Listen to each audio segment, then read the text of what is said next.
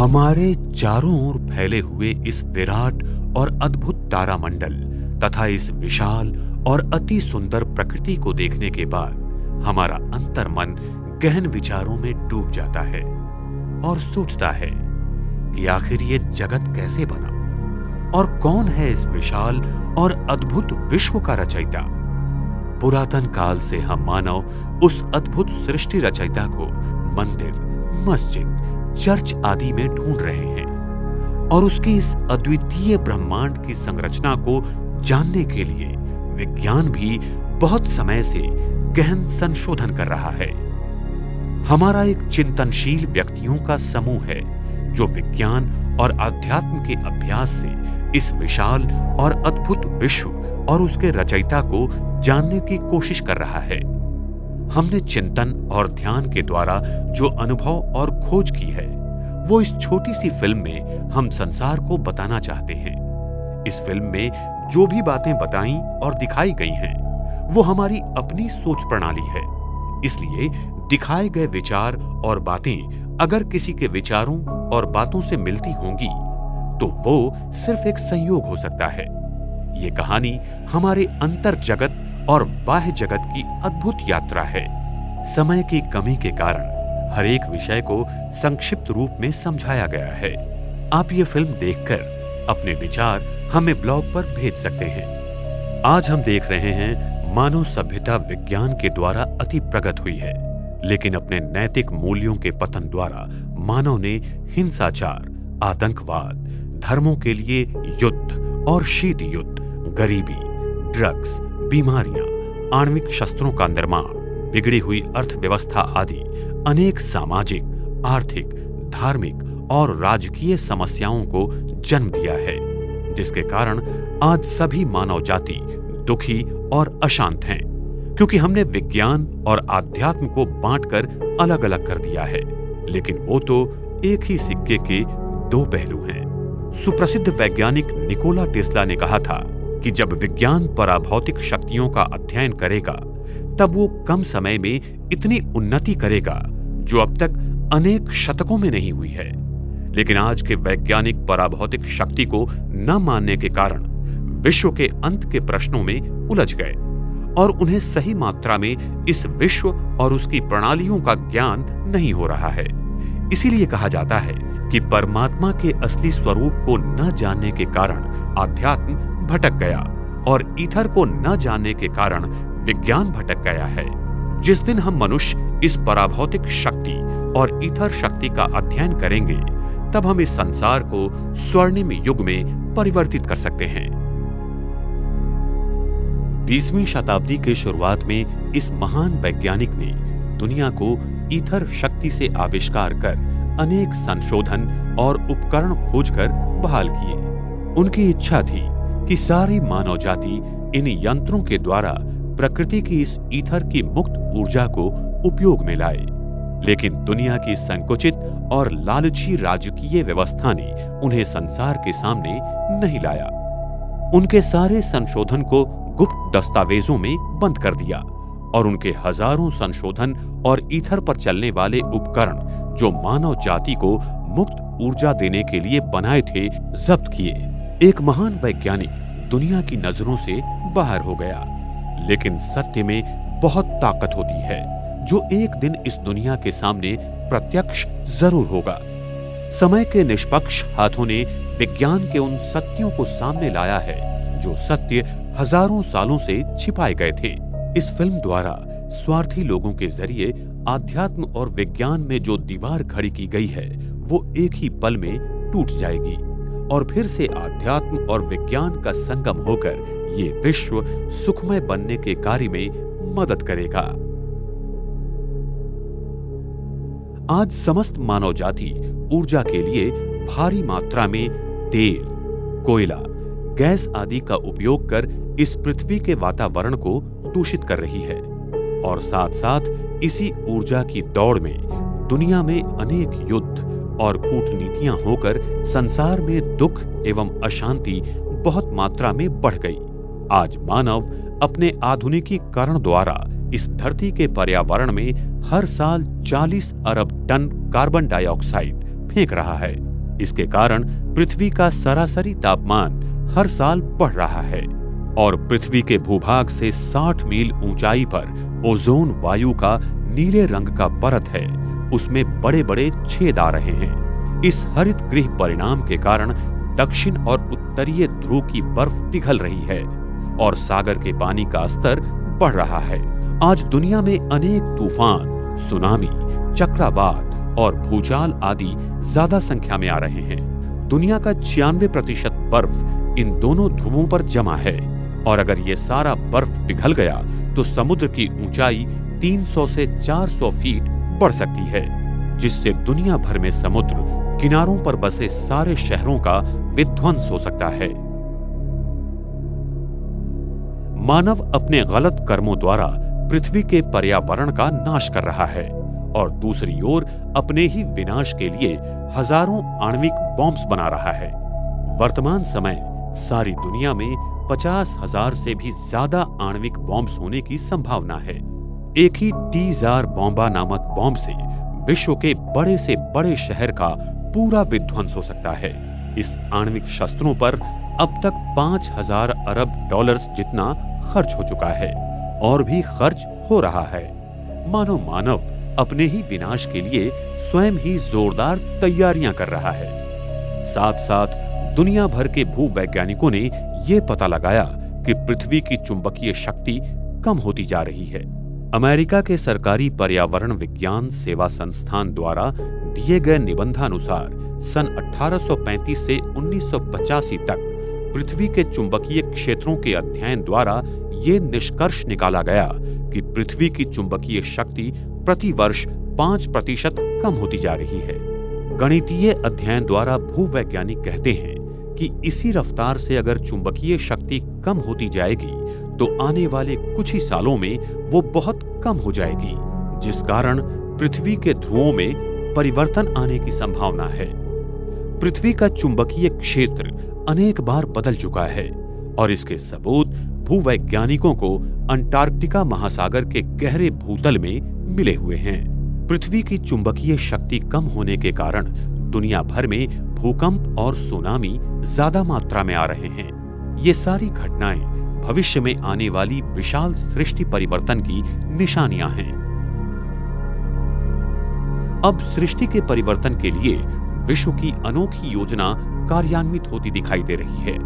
ब्रह्मांड में सृष्टि चक्र के आदि बिंदु के सानिध्य में 108 दिव्य शक्तियां सक्रिय हैं और ये शक्तियां संपूर्ण विश्व में व्यापक गुप्त रीति से परिवर्तन कर रही हैं। अब परिवर्तन का वो समय आ पहुंचा है, क्योंकि परिवर्तन ही इस सृष्टि का अविनाशी नियम है।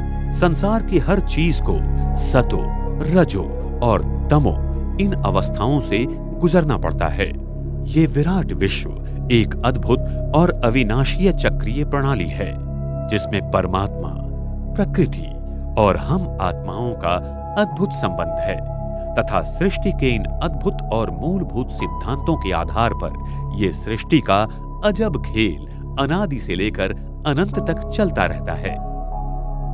परमात्मा इस परिवर्तन के चक्र में आते नहीं हैं, इसलिए सदैव सतो प्रधान रहते हैं।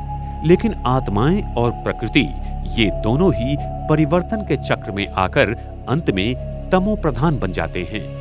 तब कलयुग के अंत में स्वयं परमात्मा इस सृष्टि पर आकर परिवर्तन की प्रक्रिया द्वारा आत्माओं और प्रकृति को फिर से सतो प्रधान बना देते हैं। विश्व की अनावश्यक ऊर्जा शून्य होने के बाद इस धरती पर स्वर्णिम युग की शुरुआत हो जाती है। सृष्टि परिवर्तन की ये प्रक्रिया कैसे होगी, यही बात हम आपको संक्षिप्त में बताना चाहते हैं। इस परिवर्तन की अद्भुत प्रक्रिया को जानने के लिए हमें स्वयं को जानना होगा कि हम कौन हैं, हम कहां से आए हैं, ईश्वर कौन है, वो कहां रहता है, इस ब्रह्मांड और पृथ्वी की रचना कैसी है, इसके रहस्यमय गणित और नियम क्या हैं, स्वर्णिम प्रकाशमान ईथर क्या है, एकात्मता दैवी भूमितीय क्षेत्र क्या है, सृष्टि चक्र क्या है, आदि आदि अनेक प्रश्नों के उत्तर हमें खोजने होंगे। इस छोटी सी फिल्म में हमने संसार के बहुत सारे प्रश्नों का हल देते हुए कुछ आध्यात्मिक और वैज्ञानिक सत्य दुनिया के सामने रखे हैं जो अद्वितीय और अद्भुत हैं। हम कौन हैं? Who are we? वास्तव में हम ये भौतिक शरीर नहीं हैं जो विनाशी है।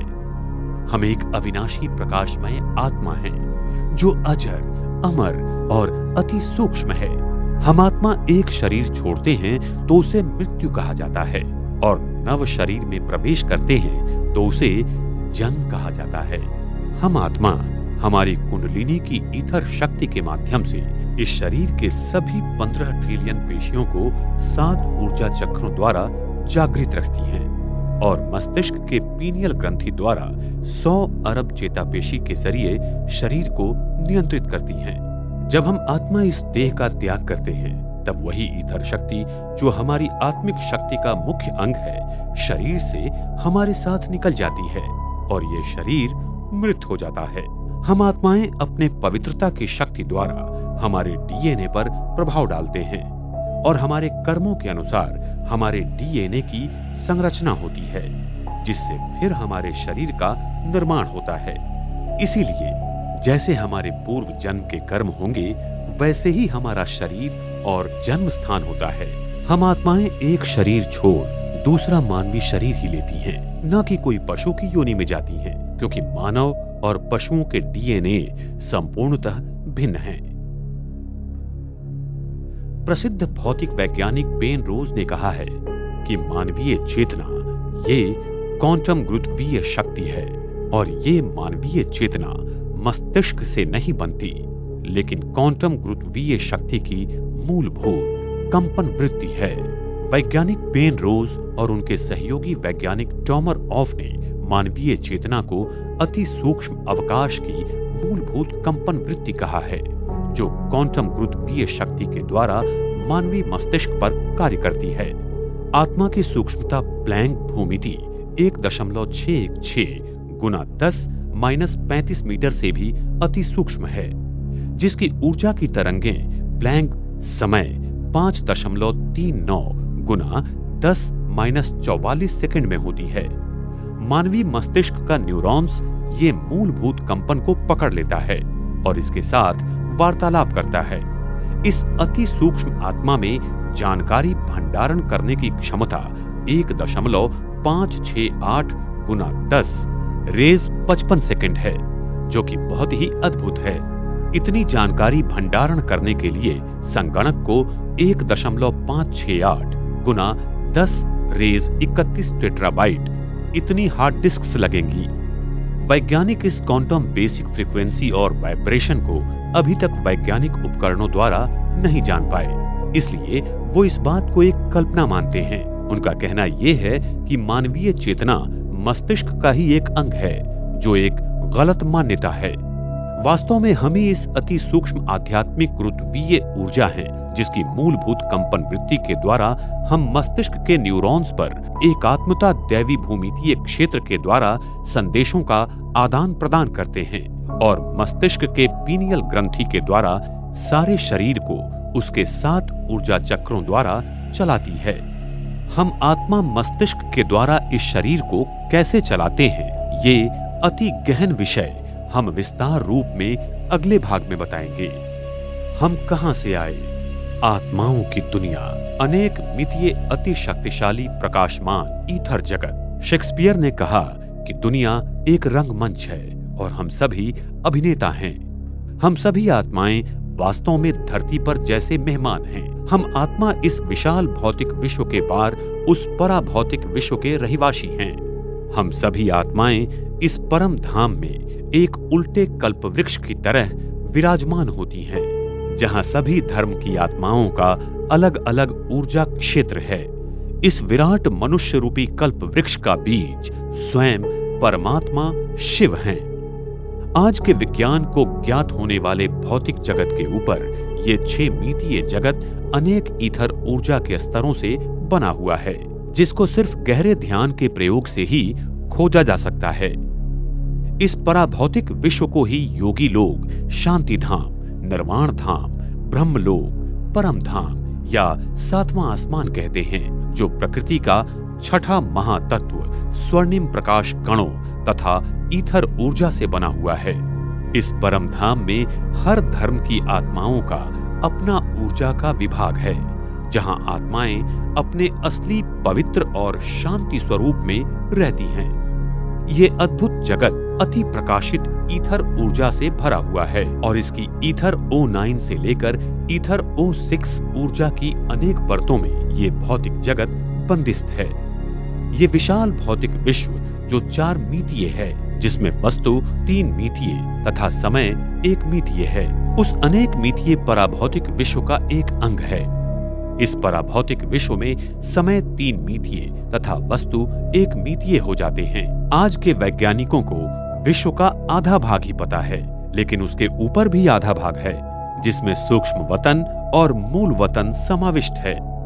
अगर हम आज ज्ञात होने वाले ब्रह्मांड के आधे हिस्से को ऊपरी हिस्से से जोड़ देंगे तो वो एक संपूर्ण ब्रह्मांड बनेगा जो 10 मितीय है, और तभी ब्रह्मांड के संदर्भ में खोजे गए सूत्रों का सही हल निकलेगा।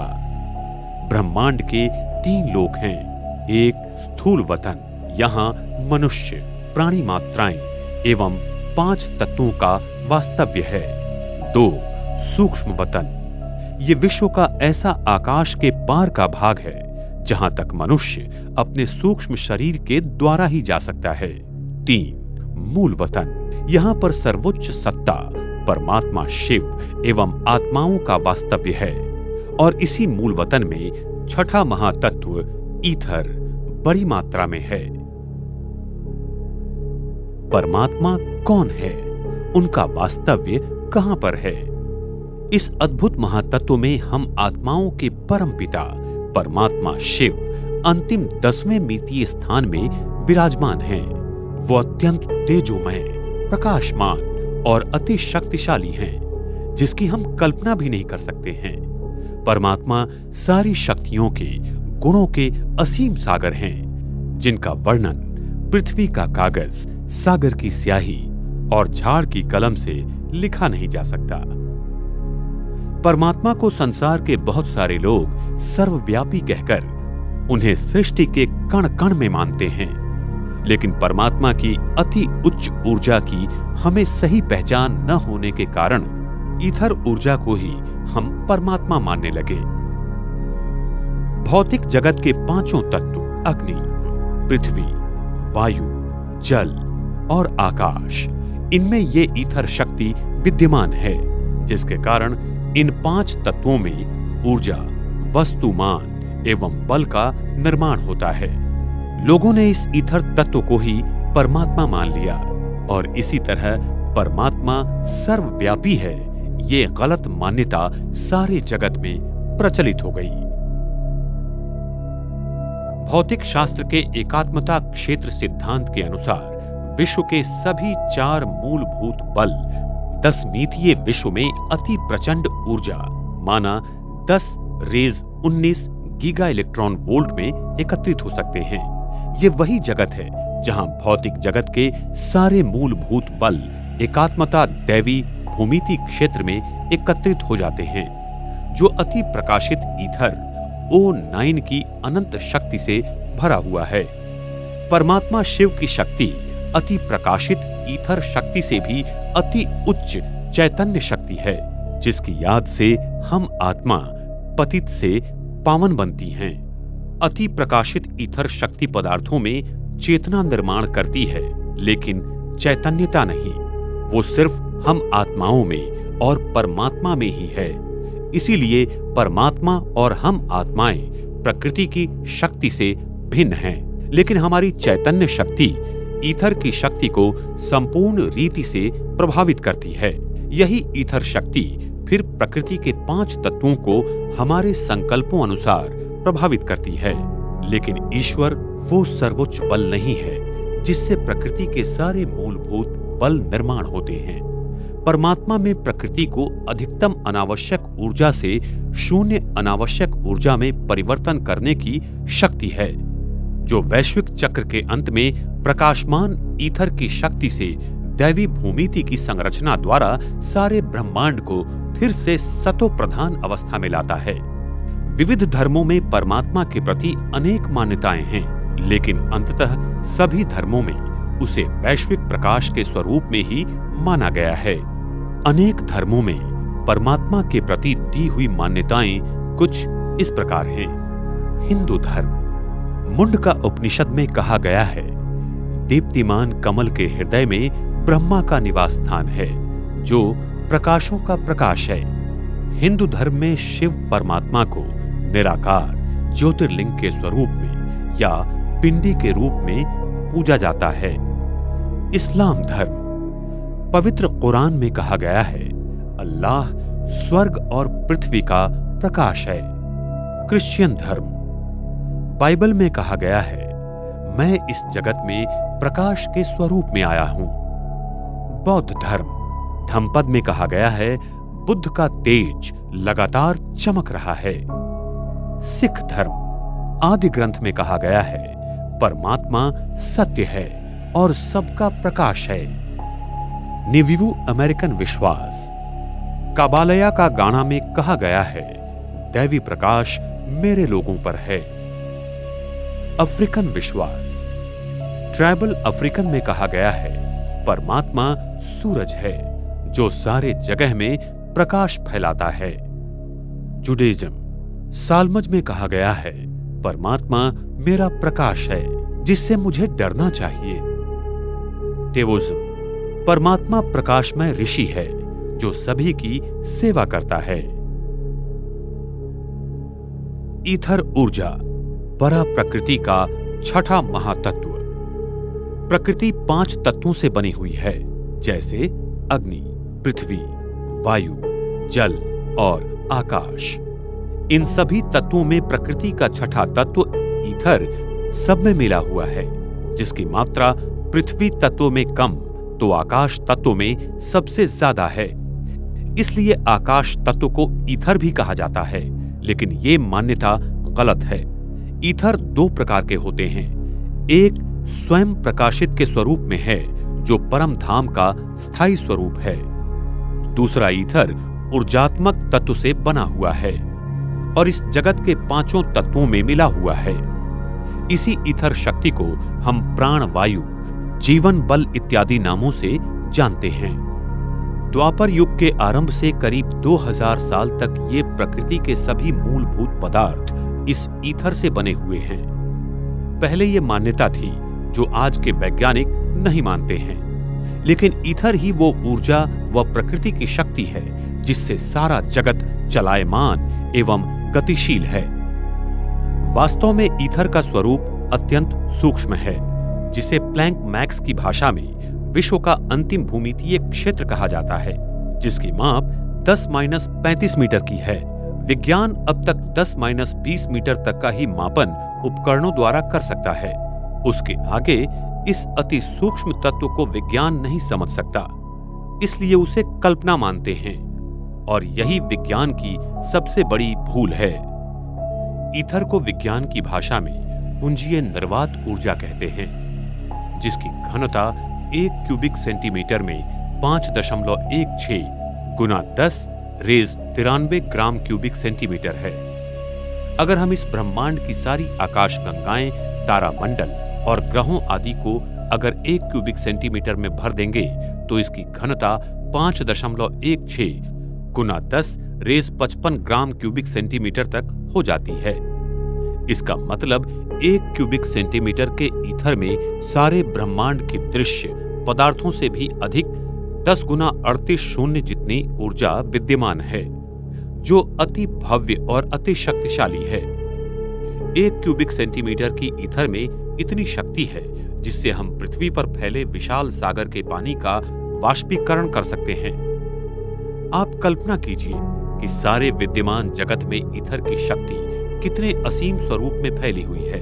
वो शक्ति अनंत ही है। तो जिस ईथर शक्ति से सारा ब्रह्मांड चलता है, वही शक्ति या बल इन 5 तत्वों में समाई हुई है। उसे विज्ञान ने नहीं मानने के कारण उन्हें भौतिक क्षेत्र के एकात्मता सिद्धांत के समीकरण सूत्र नहीं मिल रहे हैं। बिना ईथर के अस्तित्व के विज्ञान सृष्टि के अद्भुत रहस्यों को तथा एकात्मता सिद्धांत को नहीं खोज सकता। यही ईथर प्रकृति के तत्वों के साथ एक एकात्म भूमितीय क्षेत्र के माध्यम से काम करता है, न कि एकात्म क्षेत्र के समीकरणों में। प्रकृति का गणित भूमिति में है, न कि बीज गणित में। ईथर को दैवी भूमिति की माध्यम से जाना जा सकता है, जिसकी खोज द्वापर युग के आरंभ में हुई थी और अनेक प्राचीन सभ्यताओं ने इसका उपयोग कर अनेक अद्भुत वास्तुशिल्पों का निर्माण किया था, जैसे इजिप्ट के पिरामिड्स, ईस्टर आइलैंड, माया संस्कृति के पिरामिड्स आदि आदि। उन्हें पता था कि पृथ्वी की ईथर को ग्रहण करने की क्षमता कम हो रही है, इसलिए उन्होंने पृथ्वी के ले लाइन पर इन पिरामिड्स, मंदिरों आदि ईथर ऊर्जा को खींचने वाली वास्तुशिल्पों का निर्माण किया था, जिससे पृथ्वी को वो ईथर शक्ति मिल सके। लेकिन समय के साथ साथ पृथ्वी के केंद्रीय गाभा को वो शक्ति कम मिलती गई और आज पृथ्वी का केंद्र बहुत ही कम मात्रा में ईथर शक्ति को ग्रहण कर पा रहा है, जिस कारण पृथ्वी पर बहुत प्रकार की प्राकृतिक आपदाएं आ रही हैं और समय प्रति समय इसमें बढ़ोतरी हो रही है। हम आत्माओं की मानसिकता व संकल्प शक्ति, जिसे चेतना क्षेत्र भी कह सकते हैं, वो ईथर की भूमितीय क्षेत्र पर पूर्णतः प्रभाव डालता है। अगर हमारे संकल्प शुद्ध तथा सात्विक हैं, तो ईथर के द्वारा 5 तत्वों की प्रकृति भी सात्विक और शुद्ध हो जाएगी। अगर हमारे संकल्प अशुद्ध या तामसी हैं, तो आज हम दुनिया का जो हाल है वो देख ही रहे हैं। वास्तव में हम मनुष्यों के संकल्प एवं विचार ही पृथ्वी का चुंबकीय क्षेत्र बनाते हैं और बिगाड़ते भी हैं, जिसका उदाहरण हम 9/11 का देते हैं। उस दुखद घटना के समय वैज्ञानिकों को पृथ्वी के चुंबकीय क्षेत्र में भारी बदलाव नजर आए थे और उन्हें बहुत आश्चर्य हुआ कि ये कैसे हुआ। लेकिन जब सभी मनुष्य एक ही संकल्प करते हैं, तो उसकी प्रतिध्वनि आवृत्ति पृथ्वी के चुंबकीय क्षेत्र को बदल देती है। दुनिया भर के बहुत सारे लोगों ने इस घटना के प्रति एक ही समय पर दुख व्यक्त किया और इसी समय पर ग्लोबल कोहेरेंस नेटवर्क द्वारा पाए गए जानकारी में ग्लोबल रेजोनेंस परिणाम पाया गया। प्रसिद्ध वैज्ञानिक निकोला टेस्ला ने कहा था कि पृथ्वी की कंपन आवृत्ति 6 से 8 हर्ट्ज के बीच में है, जो कि हमारे हृदय के कंपन आवृत्ति के समान है।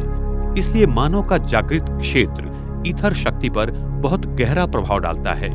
यह अति सूक्ष्म ईथर हम मनुष्य आत्मा के चेतना से अव्यक्त दैवी भूमितीय क्षेत्र के द्वारा जुड़ा हुआ है, जिसकी खोज आज तक नहीं हुई है। जिस दिन हम इस अति सूक्ष्म क्षेत्र की खोज करेंगे, उस दिन हम ब्रह्मांड के सारे रहस्य को जान पाएंगे।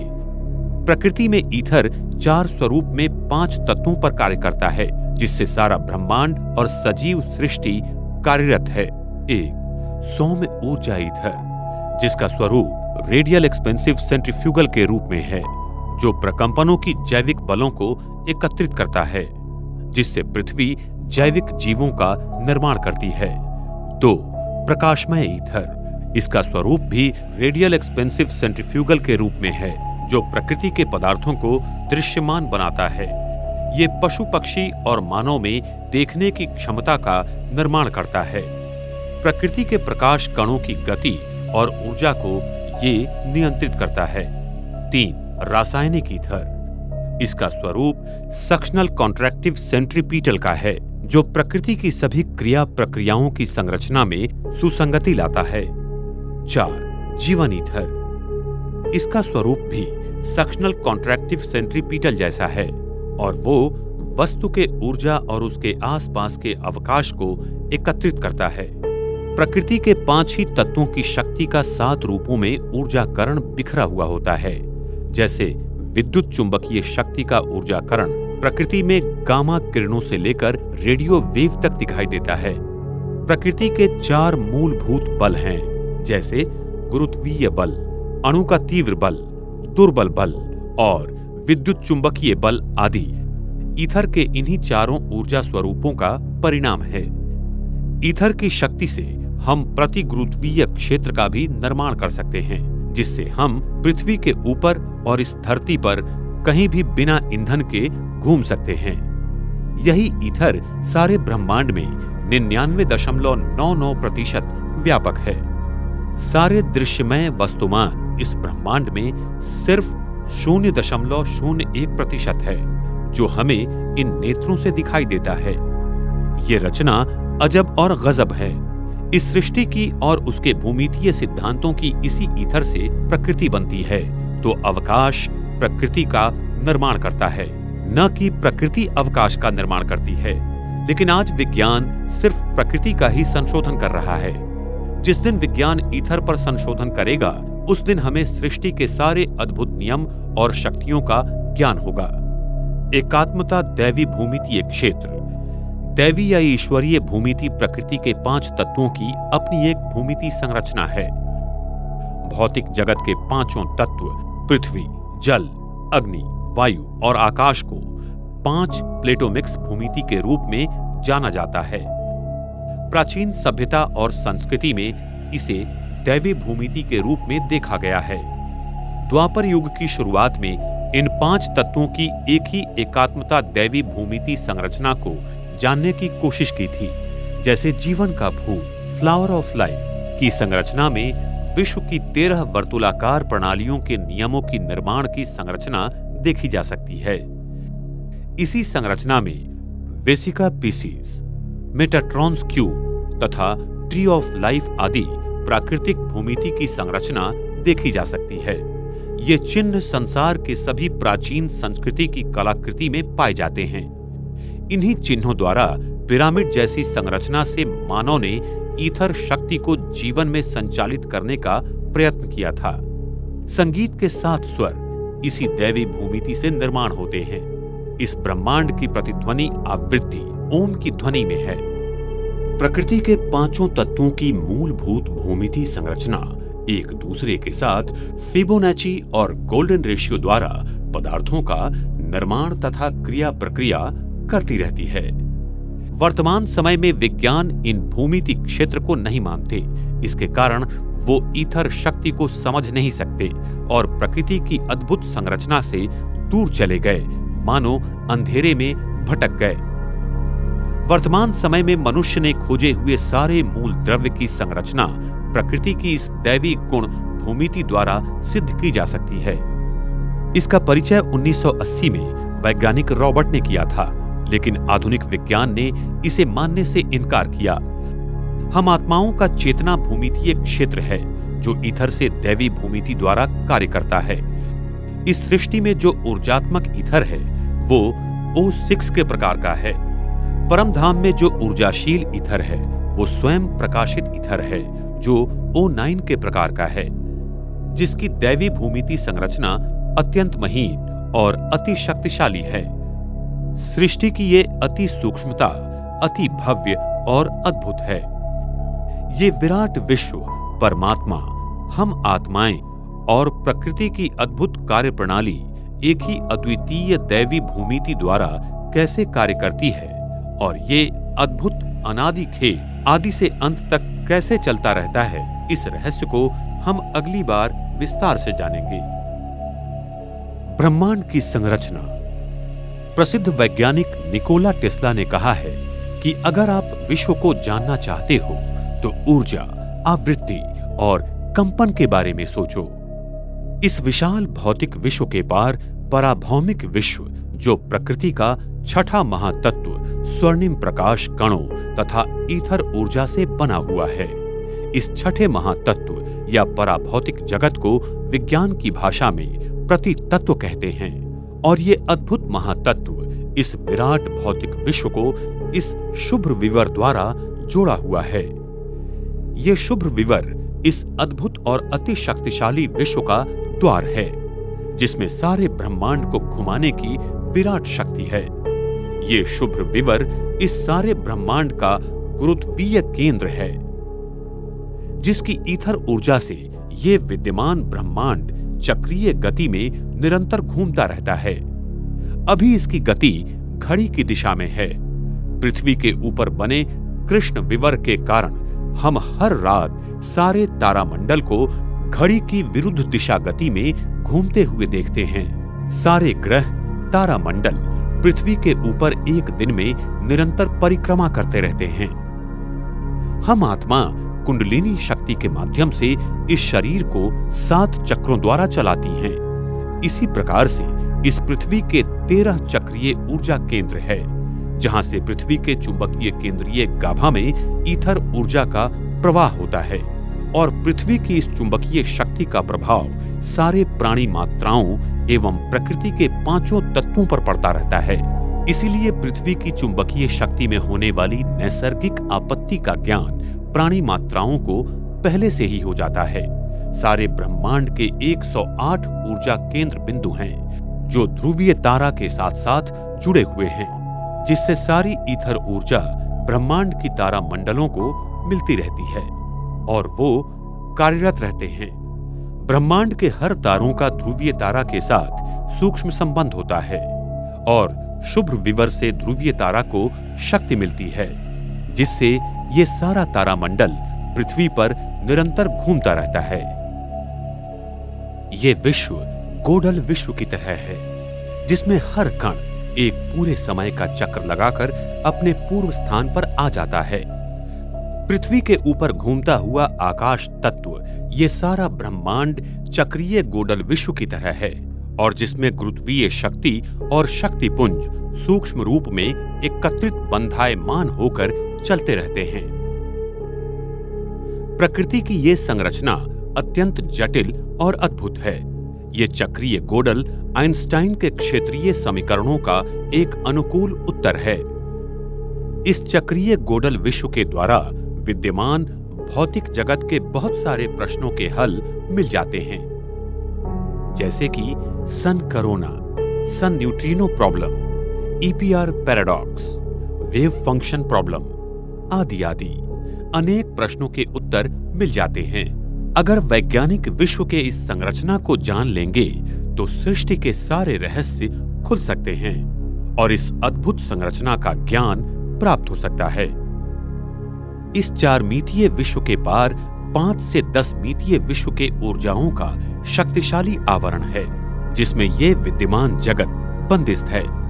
5 मितीय जगत से लेकर 10 मितीय विश्व तक पराशक्ति ईथर ऊर्जा की अद्भुत शक्तिमय संरचना है और इस अनेक मितीय विश्व को शुभ्र विवर के द्वारा इस 4 मितीय विश्व से जोड़ा गया है।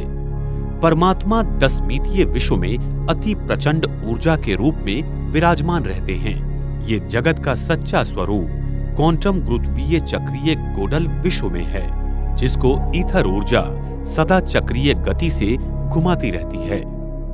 इसलिए सृष्टि के हर भूमितीय संरचना में इसका स्वरूप पाया जाता है और यही सृष्टि की एकात्मता दैवी भूमितीय क्षेत्र है, जिससे प्रकृति का हर कण जुड़ा हुआ है। वैज्ञानिक प्रकृति के इस दैवी भूमिति को नहीं मानते, इसलिए प्रकृति की रचना को देखकर अत्यंत दंग रह जाते हैं और सोचते हैं कि ये कैसे बना है। इस सृष्टि की रचना 5 तत्व तथा 5 मूलभूत बलों से हुई है। 5 तत्व मुख्यतः पृथ्वी, जल, अग्नि, वायु और आकाश, और मुख्य बल है गुरुत्वीय बल, विद्युत चुंबकीय बल, अणु के क्षीण बल तथा तीव्र बल और अंत में ईथर बल। वर्तमान समय में वैज्ञानिक सृष्टि के अणु, रेणु और इसके भी अति सूक्ष्म कणों की रचना और उनके बलों की कार्यप्रणाली पर संशोधन कर रहे हैं। आज कणीय भौतिक शास्त्र के द्वारा वैज्ञानिक मूलभूत कणों की संरचना के माध्यम द्वारा इस विश्व की एकात्मता क्षेत्र सिद्धांत को ढूंढ रहे हैं। उन्हें लगता है कि शायद इन सभी कणों का कोई मूलभूत कण होगा या इन वैश्विक बलों का भी कोई एक सर्वोच्च बल होगा। अगर हम विश्व की इस एकात्मता क्षेत्र सिद्धांत के गणित समीकरणों को जान लेंगे तो विश्व का आदि, मध्य, अंत या उसके ऊपर नियंत्रण किया जा सकता है।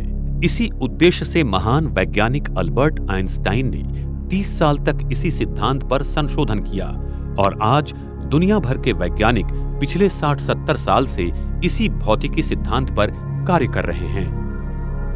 वैज्ञानिक मुख्य भूल ये कर रहे हैं कि वो सृष्टि के मूलभूत कणों का वर्गीकरण 5 तत्वों के रूपों में नहीं कर रहे हैं और इन्हीं 5 तत्वों के कणों में अद्भुत भौतिक संरचना बनी हुई है।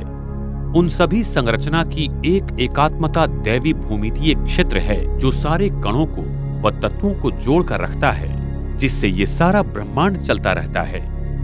वैज्ञानिक इस एकात्मता दैवी भूमितीय क्षेत्र को मानते नहीं, इसलिए वो सृष्टि के इस अद्भुत एकात्मता दैवी भूमितीय क्षेत्र सिद्धांत को खोज नहीं पा रहे हैं। वास्तव में कोई एक मूलभूत कण नहीं है व कोई एक मूलभूत बल नहीं है।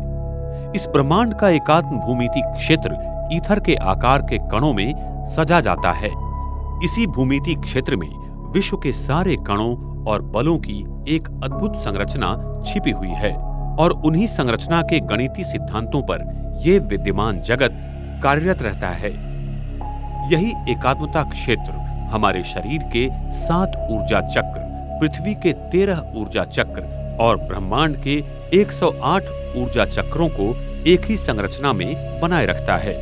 और जब जब ये संरचना बिगड़ जाती है, उसमें अनावश्यक ऊर्जा बढ़ने लगती है, तब स्वयं परमात्मा अपनी इस ध्रुवीय ईथर शक्ति से सारे ब्रह्मांड को फिर से नए में परिवर्तित कर देता है। पृथ्वी की संरचना। ये विराट पृथ्वी अपने आप में एक असीम शक्तियों का और रहस्यों का भंडार है। वास्तव में हमारी ये विशाल पृथ्वी गोल नहीं बल्कि एक चक्ति की तरह स्थिर है और उस पर यह सारा ब्रह्मांड उस शुभ्र विवर के शक्ति द्वारा एक जालीय पिंजरे की तरह निरंतर चक्रीय दिशा में घूमता रहता है। आकाश में हमें जो ध्रुवीय तारा दिखाई देता है और जो सदैव स्थिर है, सारा ब्रह्मांड उसके चारों ओर चक्रीय दिशा में घूमता हुआ नजर आता है। ये ध्रुवीय तारा परमधाम की स्वर्णिम ईथर ऊर्जा से भरा हुआ है और शुभ्र विवर से जुड़ा हुआ है, जिसका ब्रह्मांड के हर तारों के साथ सूक्ष्म संबंध है। इसलिए इसके ईथर ऊर्जा से तथा शुभ्र विवर की चक्रीय गति से सारा तारामंडल निरंतर पृथ्वी पर घूमता रहता है। ध्रुवीय तारा के कारण हर तारों को और आकाश गंगाओं को ऊर्जा मिलती रहती है। इस ब्रह्मांड की ये एक अद्भुत सच्चाई और प्रणाली है। ये पृथ्वी घूमती नहीं है और अगर ये घूमती रहती तो इस पर बसा ये सारा वातावरण नष्ट हो जाता और यहाँ जीव सृष्टि का निवास संभव नहीं था। इस स्थिर धरती पर सारा तारामंडल, सूर्य, चंद्रमा आदि चक्रीय गति से निरंतर घूमने के कारण उत्पन्न होने वाले विद्युत चुंबकीय क्षेत्र से पृथ्वी का ऊपरी पर्यावरण निरंतर चार्ज होता रहता है। सूर्य और चंद्रमा की प्रकाशीय किरणों की गति चक्रीय होने के कारण वह धरती पर गोल आकार में गिरती है और हमें अवकाश से पृथ्वी गोलाकार नजर आती है। सूर्य और चंद्रमा की प्रकाश की किरणें कृष्ण विवर में से गुजरकर पृथ्वी पर पड़ती हैं। तब वो चक्रीय गति से नीचे की ओर आकर फिर से निर्माण स्थान के लिए जाने की कोशिश करती हैं। उसके कारण हम पृथ्वी पर दिन और रात अनुभव करते हैं तथा सूर्य ग्रहण और चंद्र ग्रहण प्रकाश की इस वक्रीय गति के कारण होता है। जिस जगह पर सूर्य की प्रकाश की किरणें आती हैं वहां दिन, जहां नहीं आती वहां रात हो जाती है। अभी अंतरिक्ष में जो भी यान या उपग्रह चांद या मंगल ग्रहों पर जाने के लिए भेजते हैं, वो पृथ्वी के ऊपर की चक्रीय अवकाशीय संरचना के कारण पृथ्वी के दक्षिण ध्रुव के बाहर के क्षेत्र पर पहुंचते गिर जाते या तो भटक जाते हैं, जो जगह अभी तक खोजी नहीं गई है, क्योंकि अवकाश में जाने के बाद गति कम होने के कारण उस पर पृथ्वी का गुरुत्वीय बल बढ़ जाता है, जिसके कारण यान या उपग्रह की दिशा बदल जाती है और वो चंद्र या मंगल ग्रहों पर जाते ही नहीं हैं। इसीलिए कोई भी यान या उपग्रह चांद या मंगल पर भेजना माना उस देश की संपत्ति और ऊर्जा को नष्ट करने जैसा ही है, क्योंकि पृथ्वी की चक्रीय अवकाशीय संरचना के कारण वहां जाना पूरी तरह से असंभव है। इस धरती पर ही पदार्थों पर त्वरण कार्य करता है। अंतरिक्ष में त्वरण अस्तित्व में नहीं आता है। सभी तारामंडल और ग्रह त्वरण विरहित और वजन रहित हैं और पृथ्वी के ऊपर करीब 36,000 किलोमीटर तक ही त्वरण सूक्ष्म रूप में रहता है। उसके ऊपर त्वरण नहीं रहता है, जिससे सारे उपग्रह चलते रहते हैं। अगर मानव अंतरिक्ष में और ऊपर जाने की कोशिश करता है तो त्वरण समाप्त हो जाता है और अवकाश काल की संरचना में कतरन शुरू हो जाती है, जो अति चक्रीय गति के रूप में है, और इसके कारण मानव पर G20 तक के बलों का कार्य चलता है और मानवीय शरीर मुड़कर आ जाता है। पृथ्वी के ऊपर और नीचे बने हुए कृष्ण विवर के कारण पृथ्वी के ऊपर के अवकाश की ऐसी जटिल रचना बनी हुई है। अपोलो और सुएज यान के कई यात्री चांद पर गए ही नहीं, क्योंकि पृथ्वी के ऊपर की अवकाशीय संरचना के कारण मानवीय देह चक्राकार रीति से मुड़कर टूटना शुरू हो जाता है। इसलिए इन यानों के पहले यात्री मर गए और उनके शरीर मुड़कर आ गए थे।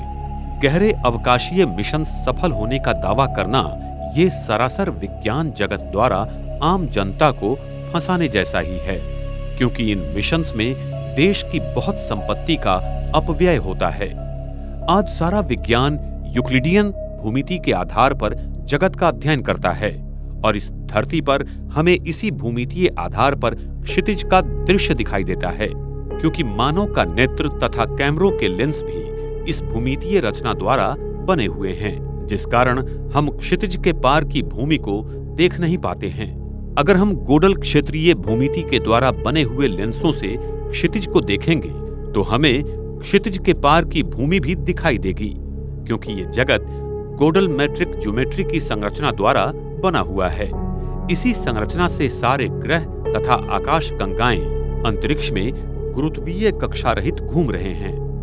उनमें कोई गुरुत्वीय कक्षा निर्माण नहीं होती है, क्योंकि ये तारामंडल और ग्रह वस्तुमान रहित है, जिनमें गुरुत्वीय बिंदु समान होते हैं और इसके कारण उनके बीच का गुरुत्वीय बल शून्य हो जाता है। ये सारे ग्रह और तारामंडल गोडल विश्व की चक्रीय अवकाश की रचना के सिद्धांत द्वारा चलते रहते हैं और पृथ्वी पर हर दिन पूरा चक्कर लगाते रहते हैं। ये पृथ्वी घूमती नहीं है, इसके बहुत वैज्ञानिक प्रमाण हैं, जैसे कि संदर्भ परिवहन, गुरुत्वीय लहरों का आकलन और अदृश्य पदार्थों की खोज। प्रयोगों के निष्कर्ष में कुछ भी प्रमाण न मिलने के कारण ये सिद्ध होता है कि ये पृथ्वी घूमती नहीं बल्कि स्थिर है और ये आकाश तत्व इसके ऊपर पूरब से पश्चिम दिशा की ओर निरंतर घूमता रहता है। जब हम अवकाश से पृथ्वी की तरफ देखते हैं तब प्रकाश की किरणों की चक्रीय गति और पृथ्वी के ऊपर के अवकाश की चक्रीय भौगोलिक रचना के कारण हमें अपने चक्षु तथा कैमरे की लेंसों द्वारा वो गोल नजर आती है। हमारे चक्षु तथा कैमरे के लेंस भी वही वक्र होने के कारण दूर की किरणें हमें गोलाकार नजर आती हैं, जिससे भूमंडल हमें गोलाकार भागों में महसूस होता है। पृथ्वी का चुंबकीय केंद्रीय गाभा इस पृथ्वी का हृदय है। सतयुग के आदि में पृथ्वी के केंद्रीय गाभा में पारा की मात्रा बहुत थी और पारा से गाभा चारों बाजू से पूरी तरह भरा हुआ था। ये पारा ईथर शक्ति को खींचता है और पृथ्वी के केंद्र को चार्ज करता रहता है, जिससे पृथ्वी के चुंबकीय शक्ति का निर्माण होता है। लेकिन जब द्वापर युग आया तब ये पारा बहुत मात्रा में सिलिकॉन में बदल गया और दक्षिण ध्रुव के बाहर की भूमि में फैल गया। अभी पृथ्वी के केंद्रीय गाभा में पारा की जगह सिलिकॉन क्षेत्र भरा हुआ है, जो अर्धचालक है, और उसी वजह से पृथ्वी का केंद्रीय गाभा दो भागों में बंट गया है और हमें दो उत्तरीय ध्रुव दिखाई देते हैं। वैज्ञानिकों को ये दो उत्तरीय ध्रुव कैसे बनते हैं इसका ज्ञान नहीं है। सृष्टि चक्र का रहस्य। सृष्टि चक्र सतयुग, त्रेता युग, द्वापर युग और कलयुग से बना हुआ है, जिसमें हर एक युग का समय 1250 साल का है। सतयुग और त्रेता युग मिलाकर 2500 साल का जो समय है उसे स्वर्ग और द्वापर युग और कलयुग मिलाकर 2500 साल का जो समय है उसे नरक कहा जाता है। सृष्टि चक्र के पहले 2500 साल तक मनुष्य, आत्माएं एवं सृष्टि अपने मूलभूत गुणों के चरम सीमा में रहती हैं और ये समय पूर्णतः सुखदायी हैं, जिसमें आदि सनातन देवी देवता धर्म अकेला सिर्फ भारत खंड में बसा था। लेकिन द्वापर युग से अनेक धर्मों और खंडों का निर्माण होकर धीरे धीरे मनुष्यों और सृष्टि के गुणों में गिरावट आती गई। अभी का समय सृष्टि परिवर्तन का छोटा सा युग संगम युग कहलाता है। इसी संगम युग में स्वयं परमात्मा भारत भूमि पर माउंट आबू में आकर मनुष्य तन ब्रह्मा का आधार लेकर इस सृष्टि का परिवर्तन कलयुग से सतयुग में करते हैं और अभी ये कल्याणकारी संगम युग भी पूरा हो रहा है। सारे विश्व का इतिहास तथा भूगोल इन चारों युगों से चक्रीय गति से 5000 वर्ष हूबहू गुजरता रहता है। प्राचीन सभ्यता इसे मानवता का वैश्विक समय चक्र कहती थी। संपूर्ण विश्व का नीचे और ऊपर का हिस्सा जोड़ने से विश्व चक्रीय आकार का मिलेगा।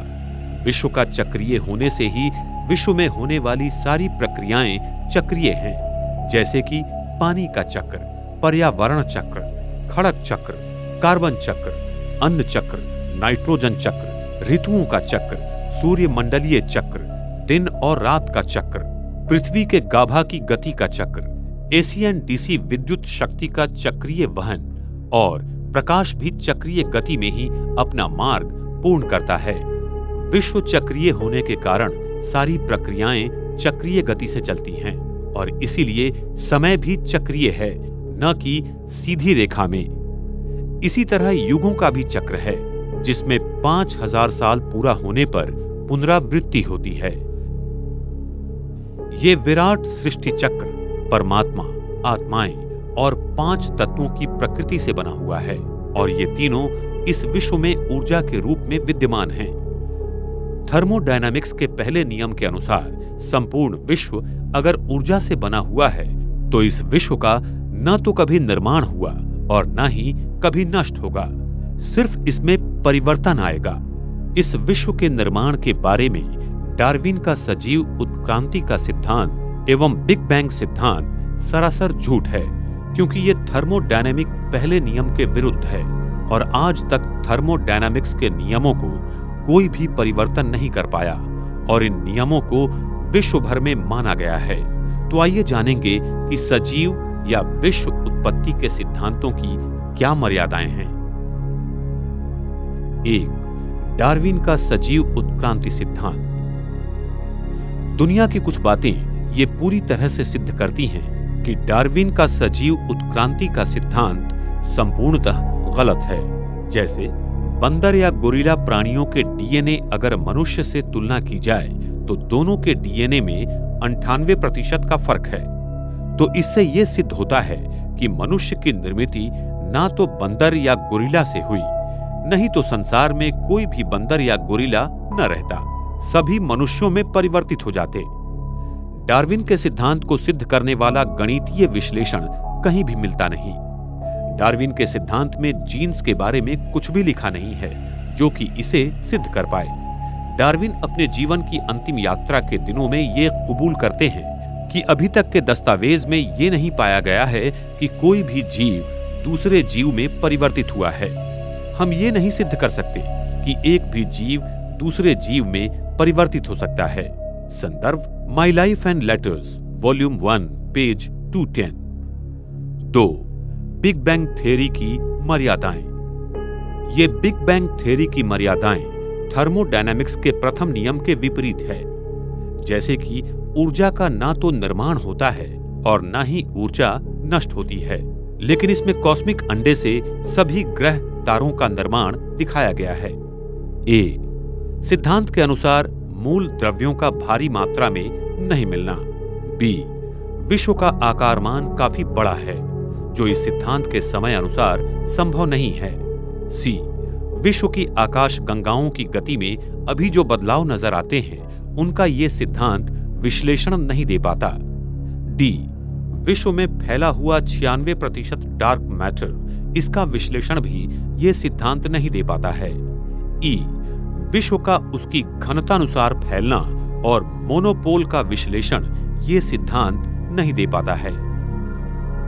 विश्व की आयु। विश्व की आयु मुख्यतः कार्बन डेटिंग पद्धति से तय की जाती है। इस पद्धति में बहुत सारी त्रुटियां हैं, जिसके कारण आज विश्व की आयु लाखों एवं करोड़ों साल मानी गई है। कार्बन डेटिंग पद्धति की मर्यादाएं। कार्बन डेटिंग पद्धति की मर्यादाओं के कारण इस पद्धति में पदार्थों की उम्र में त्रुटियां पाई जाती हैं। भूतकाल कार्बन का व्यय होने के प्रमाण में बदलाव होता है, इसलिए इस पद्धति में गलत परिणाम पाए जाते हैं। इस पद्धति में दिए हुए नमूनों में डॉटर प्रोडक्ट्स होने की बहुत ही सहज संभावना रहती है। भूतकाल में पर्यावरण के बदलाव के कारण भी गलत परिणाम मिलते हैं।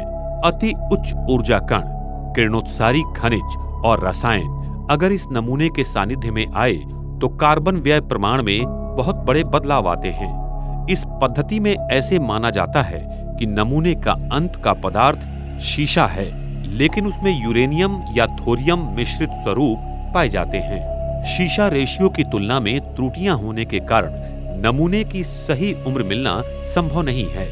पृथ्वी के वैन एलन बेल्ट में चुंबकीय क्षेत्रों के बदलाव से भी व्यय प्रमाण में बदलाव पाए जाते हैं। यूरेनियम, थोरियम और कार्बन डेटिंग पद्धति द्वारा एक ही नमूने के परिणाम में अलग अलग आयु पाई जाती है। दुनिया भर के वैज्ञानिक प्रात्यक्षिकों में ये पद्धति को गलत पाया गया है। इस विश्व की आयु हजारों न कि लाखों या करोड़ों साल है। इसके प्रमाण पृथ्वी के विद्युत चुंबकीय क्षेत्र का पूरा आयुर्मान 5000 साल है। शीशा से यूरेनियम में रूपांतरण करीबन 5000 साल में होता है। वैश्विक बाढ़ 5000 साल पहले हुआ था। हमारे पास इतिहास सिर्फ 5000 साल का ही मौजूद है। समुद्र में न तो भारी मात्रा में कीचड़ न ही सोडियम पाया गया है। जीवाश्म रेडियोधर्मिता के द्वारा भूशास्त्रीय आयुर्मान को कुछ ही सालों का पाया गया है। जब सृष्टि में मनुष्यों एवं प्रकृति के पांचों तत्वों के गुणों का पतन होता है तो हर 5000 साल के बाद विश्व का परिवर्तन होता है। इसीलिए विश्व की आयु सिर्फ 5000 साल ही है, न कि लाखों करोड़ों साल। सारे विश्व का इतिहास तथा भूगोल इन चारों युगों से चक्रीय गति से 5000 वर्ष हूबहू गुजरता रहता है। सतयुग। इस सृष्टि के प्रारंभ में हम सारी आत्माएं अपने स्वर्णिम ईथर ऊर्जा से भरपूर परम धाम घर में संपूर्ण शुद्ध स्वरूप में रहती थी। तब परम धाम का केंद्रीय गुरुत्वीय बल शून्य रहता है। साथ साथ पृथ्वी का भी केंद्रीय गुरुत्वीय बल शून्य रहता है। इस पृथ्वी पर तब हम आत्माएं देवी देवताओं के पवित्र स्वरूप में रहते थे। सारे विश्व पर श्री लक्ष्मी, श्री नारायण का राज्य था।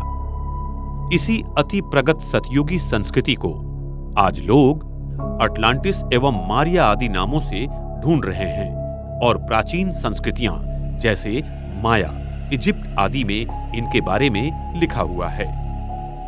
सतयुग की आदि में परम धाम की ईथर ऊर्जा पृथ्वी पर शुभ्र विवर के द्वारा निरंतर फैलती रहती है, जिससे सारा ब्रह्मांड एक अलग स्वर्णिम कणों द्वारा प्रभावित और तेजोमय रहता है। इस ईथर ऊर्जा की अखंड प्रवाह के कारण इस पृथ्वी पर जीव सृष्टि अपनी अति सतोप्रधान अवस्था में रहती हैं।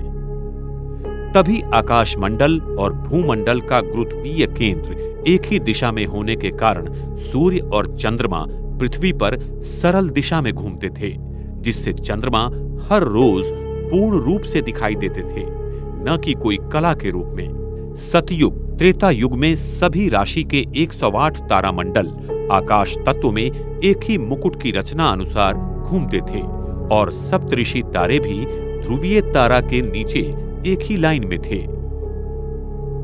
इस समय प्रकाश की गति बहुत धीमी होने के कारण दिन और रात भी 21-21 घंटे के थे। आकाश तत्व का घूमना भी धीमी गति से था, क्योंकि तब विश्व की घनता भी कम थी। ये सारा नजारा सतयुग और त्रेता युग में 2500 वर्ष तक सदा चलता रहता है। हमारी कुंडलिनी शक्ति हमारे सहस्र चक्र में सदा विराजमान थी, क्योंकि हमारी मानसिक स्थिति आत्म अभिमानी थी। इस स्थिति के कारण हमारे अंदर इथर शक्ति का प्रवाह ध्रुवीय तारा के द्वारा निरंतर था और सारा तारामंडल हमारे संकल्पों पर चलता था। सतयुग के आदि में पृथ्वी में पारा की मात्रा बहुत थी और पृथ्वी का केंद्रीय गाभा पारा की इसी चारों बाजू से पूरी तरह भरा हुआ था। ये पारा ईथर शक्ति को खींचता है और पृथ्वी के केंद्र को चार्ज करता रहता है, जिससे पृथ्वी में चुंबकीय शक्ति का निर्माण होता है। सतयुग में पृथ्वी के चुंबकीय शक्ति मोनोपोल थी और उसके सारे ऊर्जा केंद्र एक ही जगह केंद्रित थे, जिसके कारण फिर अक्षांश और रेखांश नहीं थे और पृथ्वी का भूभाग कमल की तरह बना हुआ था। सागर का पानी मीठा और शुद्ध था, जिसमें नमक जरा भी नहीं था। सागर पृथ्वी के सारे भूभाग पर चक्रीय तालाब की तरह फैला हुआ था, जो अभी दक्षिण ध्रुव के उस पार भी है, और सागर इतना गहरा भी नहीं था। हर जगह उस भूतल को हम देख सकती हैं। इतना सागर का पानी स्वच्छ, शुद्ध और पारदर्शक था। इस युग में हम मनुष्य आत्माओं की सतो प्रधान अवस्था के कारण प्रकृति हमारे आदेशों पर चलती थी। सतयुग के पुष्पक विमान टेस्ला कॉइल की प्रणाली पर ईथर ऊर्जा द्वारा चलते थे और वो हमारे संकल्प द्वारा नियंत्रित किए जाते थे। वहां पर सोने के महल होंगे जो कि हीरों से जड़े हुए होंगे। वहां पर विज्ञान अपनी सतो प्रधान की चरम सीमा पर था। सतयुग में दो प्रकार के खनिज पत्थर होते हैं, एक किम्बरलाइट और दूसरा लिम्प्रोलाइट, जिसमें बहुत प्रकार के हीरे पाए जाते हैं।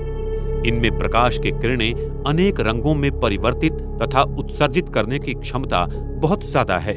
इन्हीं हीरों द्वारा सतयुग के स्वर्णिम महलों में अनेक प्रकार के रंगों की रोशनी रहेंगी और इन हीरों से निकलने वाली किरणों का रंग हम अपने संकल्प द्वारा नियंत्रित या परिवर्तित कर सकते हैं। सतयुग में प्रकाश कणों की प्रकाश कोण डायनेमिक होती है, जिसके कारण जब विश्व महाराजन संकेत करेंगे कि दिन, तो सूरज की प्रकाश कणों का प्रकाश शंकु 180 अंश कोणीय में खुल जाएगा और सारी धरती पर एक ही समय दिन होगा, और जब रात का संकल्प करेंगे तब सारी पृथ्वी पर रात होगी। लेकिन उस समय चंद्रमा पर पड़ी हुई सूरज की किरणों का प्रतिबिंब धरती पर आएगा और चंद्रमा हर दिन पूर्ण रूप में रहेगा। चंद्रमा की किरणों का प्रकाश शंकु का कोणीय नियंत्रण भी हमारी संकल्प शक्ति द्वारा होगा। सतयुग में हमारा डीएनए 12 तंतुओं का बनेगा, जिससे हमारा शरीर अति सुंदर, शक्तिशाली और सूक्ष्म शक्तियों से भरपूर होगा, जिससे हमारी आयु 150 साल होगी और हम बूढ़े नहीं होंगे। हम अपनी इच्छानुसार शरीर को त्याग देंगे। हमारे मस्तिष्क पर तेजोमय वलय सदा रहेगा। इसीलिए मंदिरों में देवताओं के आगे दिए जलाते हैं, क्योंकि उनकी आत्म ज्योति सदैव जलती थी। देवी देवताओं का जन्म भी पवित्रता की शक्ति से आंखों द्वारा नयन दर्शन से होगा। वहां काम विकार से कोई भी रचना नहीं होती है। वर्तमान समय में मोर पंछी का जन्म भी उसके आंख से निकले हुए आंसुओं को मादा मोर पंछी ग्रहण करने से होता है। इसीलिए उसकी पवित्रता के कारण कृष्ण के मुकुट में मोर का पंख दिखाते हैं और वो भारत का राष्ट्रीय पक्षी है। सतयुग में प्राणियों की रचना मैग्नेटिक फील्ड के रूप में खिलौनों के रूप में होगी और वो बहुत सुंदर और सात्विक होंगे। हम मनुष्य आत्मा सतयुग से लेकर त्रेता युग तक सदैव आत्मिक स्वरूप में 2500 वर्ष तक शुद्ध पवित्र स्वरूप में थी। सतयुग की प्रगत वैज्ञानिक संरचना तथा तकनीकी के बारे में हम आपको अधिक विस्तार में अगले भाग में बताएंगे। द्वापर युग। हम आत्माओं की पवित्रता ब्रह्मांड के ईथर ऊर्जा और गुरुत्वीय बल को नियंत्रित करती है। इसलिए जब हमारी मानसिकता में बदलाव आते हैं तो प्रकृति में उसी रूप में परिवर्तन होता है। द्वापर युग की शुरुआत में हम मनुष्य आत्मा अपने आप को आत्मा भूलकर देह समझने लगते हैं, जिससे हम आत्माओं की पवित्रता सतो से रजो प्रधान में होने के कारण ब्रह्मांड के अवकाश और काल की रचना में बदलाव आते हैं। पृथ्वी के ऊपर और नीचे दोनों जगह की अवकाश में चक्रीय भौगोलिक रचना में 2 कृष्ण विवरों का निर्माण हो जाता है। इस कारण पृथ्वी के केंद्रीय गाभा में विद्युत रोधक मूल द्रव्य का निर्माण हो जाता है और पृथ्वी का केंद्रीय गाभा जो एक चुंबकीय क्षेत्र था वो दो चुंबकीय क्षेत्र में बंट जाता है, जिससे सारे भूखंडों में हलचल हो जाती है और वो बिखर जाते हैं। इस घटना को वैज्ञानिक पेंजिया इवेंट के नाम से जानते हैं। पृथ्वी के चुंबकीय ध्रुवों की अदला बदल होती है। ये सत्य भी वैज्ञानिकों को सागर के तलों में मिला हुआ है। साथ ही साथ पृथ्वी के गाभा की चुंबकीय शक्ति कम होना शुरू हो जाती है, जो कलयुग के अंत में पूर्ण रूप से क्षीण हो जाती है। द्वापर युग में पृथ्वी पर आए भूकंप, प्रलय आदि के कारण ये अति प्रगत सतयुगी संस्कृति समुद्र में चली जाती है, जिसे आज लोग एटलांटिस एवं मारिया आदि नामों से ढूंढ रहे हैं। पृथ्वी के ऊपर और नीचे दोनों जगह पर दो कृष्ण विवरों का निर्माण हो जाने के कारण आकाश तत्व सिकुड़ जाता है और धरती के ऊपर आकाश तत्व में दो आकाश निर्माण हो जाते हैं। एक आकाश उत्तर ध्रुवीय से लेकर विषुववृत्त तक बनता है और दूसरा विषुववृत्त से लेकर दक्षिण ध्रुवीय तक बनता है। उत्तर ध्रुवीय आकाश तत्व में प्रकाश कण घड़ी की विरुद्ध दिशा में घूमते हैं, क्योंकि यहाँ पृथ्वी का चुंबकीय क्षेत्र घड़ी की विरुद्ध दिशा में घूमता है। इसलिए हमें आकाश में तारामंडल आदि घड़ी की विरुद्ध दिशा में घूमते नजर आते हैं और दक्षिण ध्रुवीय आकाश तत्व में पृथ्वी का चुंबकीय क्षेत्र घड़ी की दिशा में घूमता है। इसलिए प्रकाश कण उसी दिशा में घूमते हैं। इसलिए हमें यहाँ तारामंडल घड़ी की दिशा में घूमता नजर आता है। साथ साथ पृथ्वी की भूमंडलीय सीमा भी सिकुड़ जाती है और पृथ्वी अवकाश की परिमितीय अधिक चक्रीय हो जाने के कारण प्रकाश चक्रीय गति से शंकु की तरह पृथ्वी पर गिरने लगती है, जिससे अभी हमें पृथ्वी गोल नजर आती है। ये स्थिति ही वास्तविक रूप में ब्रह्मांड के गुरुत्वीय केंद्र को पृथ्वी के गुरुत्वीय केंद्र से 23.5 अंशों तक झुका देते हैं और द्वापर युग की शुरुआत में आकाश तत्व 70-80 अंशों में पृथ्वी की दिशा में घूम जाने से हो जाता है। पृथ्वी का विद्युत चुंबकीय क्षेत्र जो सतयुग में 100% था, वो द्वापर युग तक एक ही यूनिफाइड फील्ड था। वो टूटकर दो भागों में बंट जाता है। द्वापर युग से पृथ्वी पर ईथर शक्ति का स्रोत कम होना शुरू हो जाता है और इसकी आंतरिक संरचना बदलना शुरू हो जाती है। पृथ्वी केंद्रीय गाभा की शक्ति धीरे धीरे कम होना शुरू हो जाती है, जिससे द्वापर युग की शुरुआत में जियोलॉजिकल और इकोलॉजिकल परिवर्तन आना शुरू हो जाते हैं। परम धाम का मध्य गुरुत्वीय केंद्र जो शून्य था, वो हम आत्माओं की आत्मिक शक्ति के कारण पृथ्वी के मध्य गुरुत्वाकर्षण में बदल जाता है।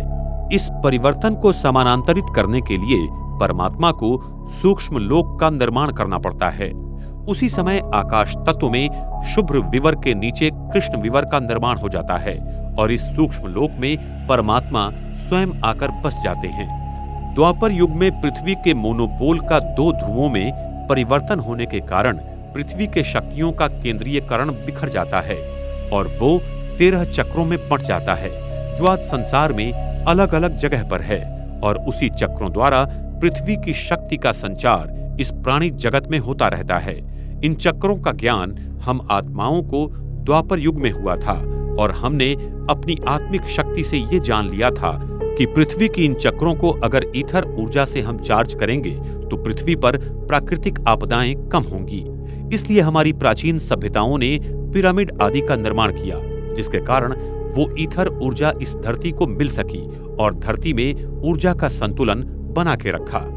लेकिन जैसे जैसे समय बीतता चला गया, हम आत्माओं ने अपने विकर्मों द्वारा पृथ्वी पर बहुत सारे अत्याचार किए और साथ साथ पृथ्वी के इन चक्रों का संतुलन बिगाड़ते गए, जिसके कारण भूकंप, बाढ़, सुनामी आदि बहुत संख्या में आ रहे हैं। जो सप्तऋषि तारे पहले एक ही लाइन में थे, वो अलग अलग दिशा में बंट जाते हैं और तारामंडल में राशि चक्र का निर्माण हो जाता है।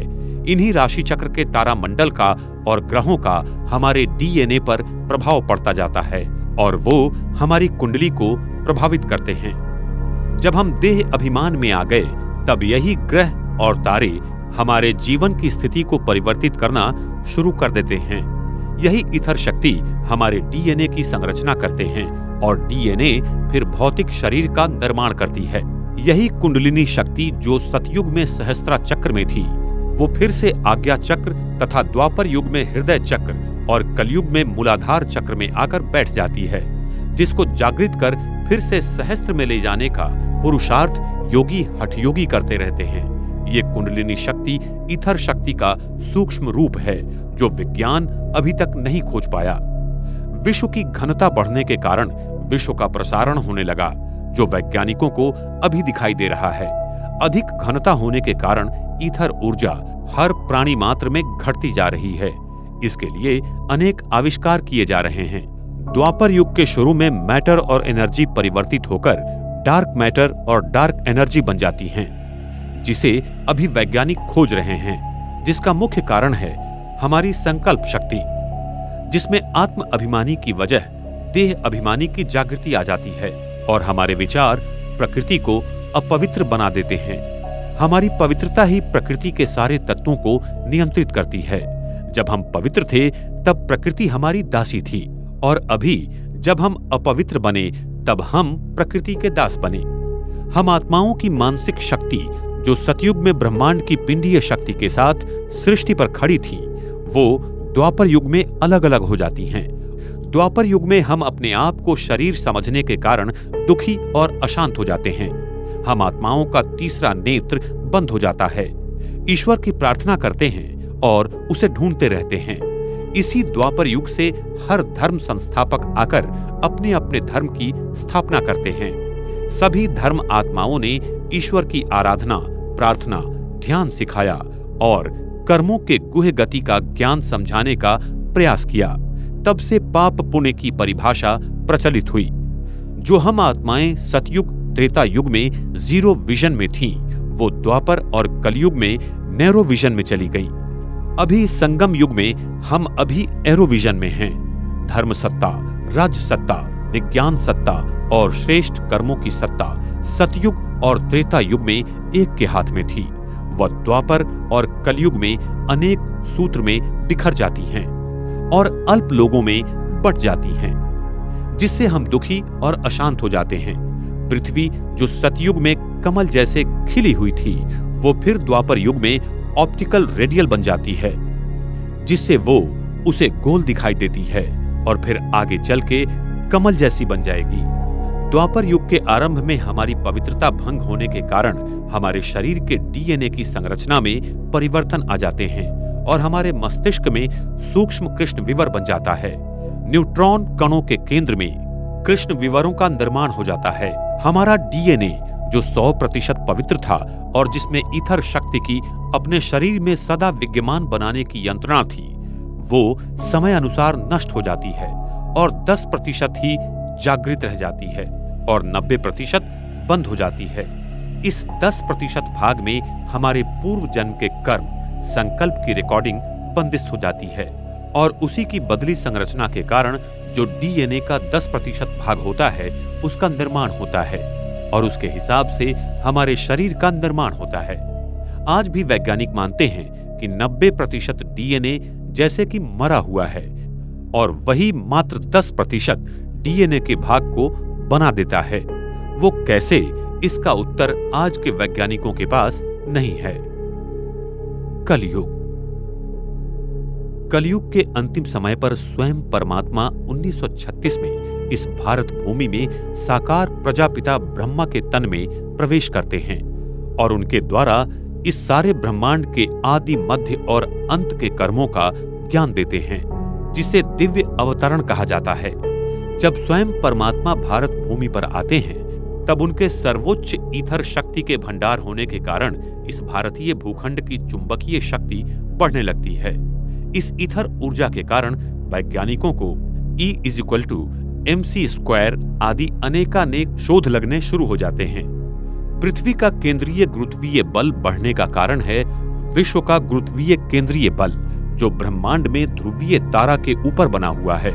वो विश्व का प्रसारण होने के कारण तथा अवकाश ब्रह्मांड की चक्रीय गति बढ़ने के कारण धीरे धीरे नीचे आ रहा है। ये ध्रुवीय तारा आने वाले समय में पृथ्वी के बहुत करीब आ जाएगा, जिसके कारण उसकी स्वर्णिम प्रकाशमान ईथर ऊर्जा से प्रकृति के मूलभूत ऊर्जा का बहुत बड़ा परिवर्तन होगा। जैसे सिलिकॉन जो सेमीकंडक्टर है, वो बैड कंडक्टर बन जाएगा और दुनिया के सारे संगणक और इलेक्ट्रॉनिक साधन बंद हो जाएंगे। सारी इलेक्ट्रॉनिक प्रणालियां बंद होने के कारण दुनिया में हाहाकार मच जाएगा और साथ साथ यूरेनियम आदि धातु में अपने आप विकेंद्रीकरण होना शुरू हो जाएगा, जिससे दुनिया भर में बने हुए आणविक शस्त्रों का अपने आप विस्फोट हो जाएगा, जिससे सृष्टि पर महापरिवर्तन की प्रक्रिया शुरू हो जाएगी।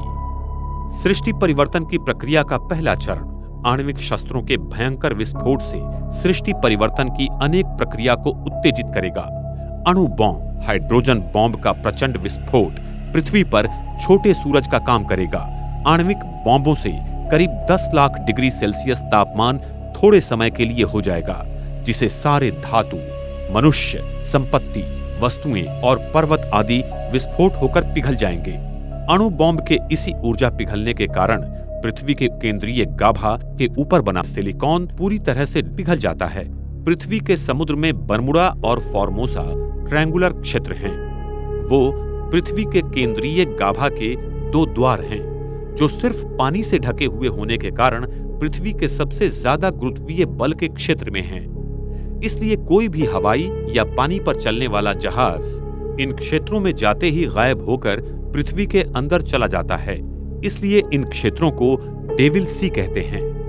इन्हीं क्षेत्रों से अति प्रकाशित ईथर ऊर्जा के द्वारा प्रचंड विद्युत शक्ति से पृथ्वी का केंद्रीय गाभा पुनः चार्ज होगा। अंत में इस अति प्रकाशित ईथर ऊर्जा की शक्ति से पृथ्वी के चुंबकीय गाभा के बीच का विद्युत विरोधक द्रव्य पिघल जाता है, जिससे सारी पृथ्वी की चुंबकीय शक्ति में परिवर्तन आ जाएगा और यही परिवर्तन पृथ्वी के दोनों ध्रुवों को समाकर एक ही मोनोपोल में परिवर्तित कर देगा। आइंस्टाइन बोसॉन कंडेंसेशन की भाषा में पृथ्वी का केंद्रीय गाभा एक सुपर एटम बन जाएगा और पृथ्वी की गुरुत्वीय शक्ति बहुत बढ़ जाएगी, जिसका केंद्र भारत होगा। पृथ्वी की चुंबकीय शक्ति में परिवर्तन आने के कारण दुनिया में अनेक तूफान, सुनामी, चक्रवात और भूचाल आदि ज्यादा संख्या में आ जाएंगे। दुनिया का 96% बर्फ जो दोनों ध्रुवों पर जमा है वो पिघल जाएगा और समुद्र की ऊंचाई 300 से 400 फीट बढ़ जाएगी, जिससे दुनिया भर में समुद्र किनारों पर बसे सारे शहरों का विध्वंस हो जाएगा। दुनिया के सारे भूखंड विध्वंस होकर भारत की ओर केंद्रित हो जाएंगे, जिसे हम पेंजिया और गोंडवाना लैंड कहते हैं। ये प्रक्रिया बहुत ही अद्भुत और विशाल है। वैज्ञानिक जिन क्रियाओं को होने के लिए लाखों करोड़ों साल का समय लगता है, ऐसा मानते हैं कि वो क्रियाएं पलक झपकते ही कुछ ही समय में शुरू हो जाएंगी और इस पृथ्वी के ध्रुवों का केंद्रीयकरण होकर पृथ्वी पर बिखरे हुए सारे शक्तियों के चक्रों का ईथर शक्ति द्वारा एक ही मोनोपोल में केंद्रीयकरण हो जाएगा, जिसके द्वारा सारे पृथ्वी पर वो ईथर शक्ति सभी प्राणी मात्रा और प्रकृति की ऊर्जा में निरंतर प्रवाहित होती रहेगी। यही ईथर शक्ति ब्रह्मांड में सारे क्वांटम चेंजेस लाएगी, जिसके कारण मानो बिग बैंग जैसे परिस्थिति का निर्माण होगा, क्योंकि परमात्मा जो 10 मितीय विश्व में रहते हैं वो इसी सूक्ष्म ईथर शक्ति के द्वारा ब्रह्मांड और सृष्टि के हर कणों का विकेंद्रीकरण बाहर की दुनिया से करेंगे, जिससे थर्मोडायनामिक के दूसरे नियमों द्वारा सृष्टि की एंट्रोपी शून्य हो जाएगी। ब्रह्मांड के सारे भौतिक कणों का विकेंद्रीकरण की स्थिति बन जाती है, जिसका प्रतिबिंब उन्हें अभी के ब्रह्मांड के कणों में प्राप्त होता है, जिस कारण वो सोचते हैं कि ये सारे कण कभी एक समय एकत्रित थे और आज बिखर गए, जिससे आगे चलकर ये विद्यमान जगत बन गया।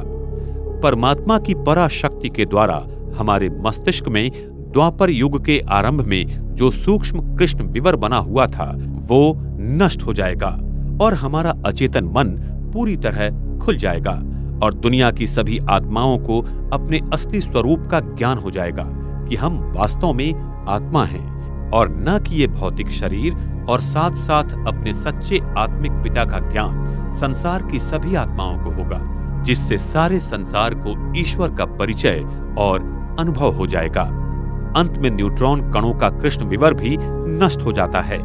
शुभ्र और कृष्ण विवर का पृथ्वी के गुरुत्वीय केंद्र के मध्य का अंतर समय के साथ साथ कम होता जाता है, जो अब बहुत कम है और आगे चलकर ये और कम हो जाएगा। इसके कारण प्रकाश की किरणें अधिक वक्रमान हो जाती हैं, जो कि शुभ्र विवर का पृथ्वी के गुरुत्वीय केंद्र की शक्तियों के साथ का संबंध है।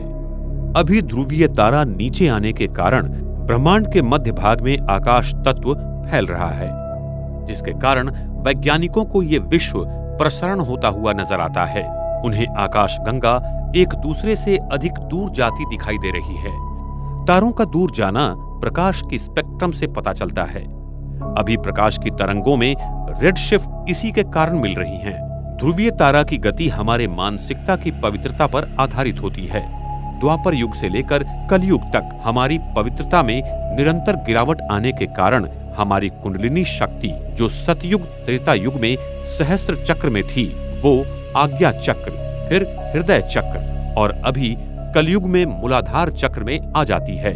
इसके कारण ध्रुवीय तारा भी धीरे धीरे नीचे आना शुरू हो जाता है और साथ साथ पृथ्वी के संग उसका केंद्र बिंदु थोड़ा झुकना शुरू हो जाता है, जो अभी कलयुग में 23.5 अंश तक आ जाता है।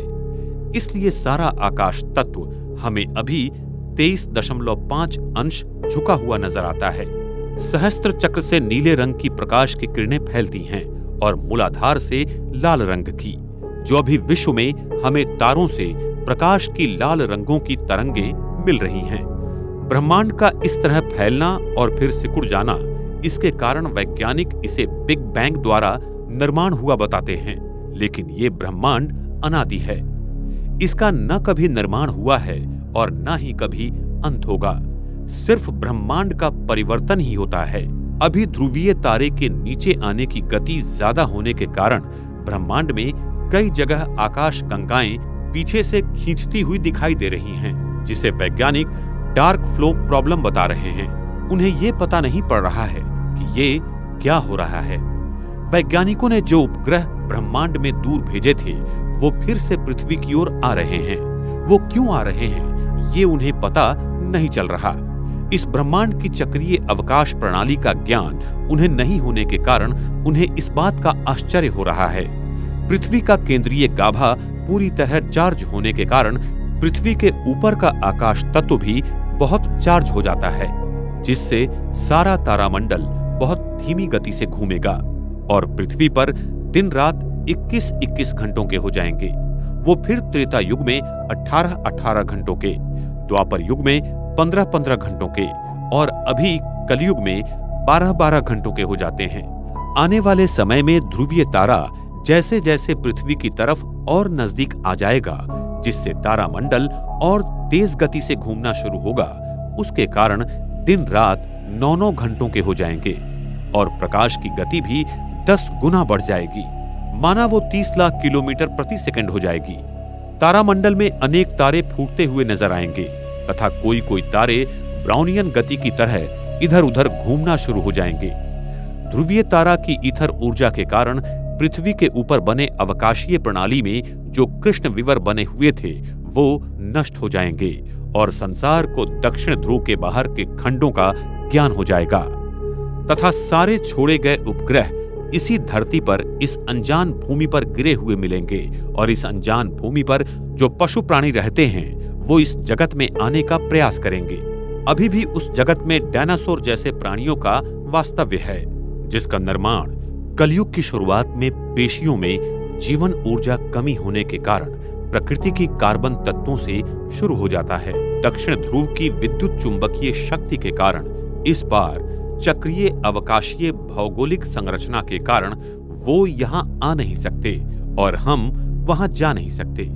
जब कृष्ण विवर नष्ट होगा, तब ये सारी जाति प्रजाति ईथर ऊर्जा के कारण नष्ट हो जाएंगी और इनकी देह पृथ्वी के भूखंडों में दफन होने के कारण हमें अगले कल्प में फिर से तेल, कोयला व गैस आदि प्राप्त होंगे। अंत समय में वो वास्तविक रूप में डायनासोर्स को इस दुनिया में थोड़े समय के लिए घूमता हुआ जरूर देखेंगे। इस स्मृति के कारण आज लोगों ने इस पर बहुत सारी फिल्में बनाई हैं, जो होने वाली घटनाओं का सूचक उनके अवचेतन मन पर प्रभाव डालता था, जिसके कारण उन आत्माओं को ऐसी दृष्टि आई थी और उसके आधार पर ऐसी फिल्मों का निर्माण हुआ। जब ध्रुवीय तारा की शक्ति के साथ साथ वो पराभौतिक ईथर शक्ति O9, जो अति शक्तिशाली और दिव्य भूत है, उसकी शक्ति सारे ब्रह्मांड के 5 तत्वों के कणों में मिल जाएंगी, जिससे तत्वों के कणों का विकेंद्रीकरण होना शुरू हो जाएगा और साथ साथ परमात्मा और अन्य पवित्र आत्माओं का आत्मिक बल इस ब्रह्मांड में ऊर्जा का केंद्रीयकरण करेगा, जिससे विश्व की अनावश्यक ऊर्जा शून्य हो जाएगी। और थर्मोडायनेमिक सिद्धांत के दूसरे नियमानुसार विश्व में ऊर्जा का केंद्रीयकरण बाहरी शक्ति से होगा, जिससे ये सारा ब्रह्मांड ईथर शक्ति के द्वारा पुनः रीसेट हो जाएगा। ये अति शक्तिशाली ईथर O9 ईश्वर का अपना पारसमणि है, जो अति सूक्ष्म दैव भूमि के संरचना के द्वारा सारे तत्वों को शुद्ध रूप में लाता है। प्रकृति का हर भौतिक कण अपनी पूर्ण ऊर्जा स्वरूप में आ जाएगा। प्रकृति के इस तमो प्रधान से सतो प्रधान अवस्था के परिवर्तन को हम विनाश के रूप में देखेंगे, लेकिन वास्तव में ये विनाश नहीं है, ये स्वर्णिम सृष्टि की संरचना का उदय है। मनुष्य आत्माओं की पवित्रता इस ब्रह्मांड की ग्रेविटी को नियंत्रित करती है। ये सत्य सारी दुनिया को मानना पड़ेगा।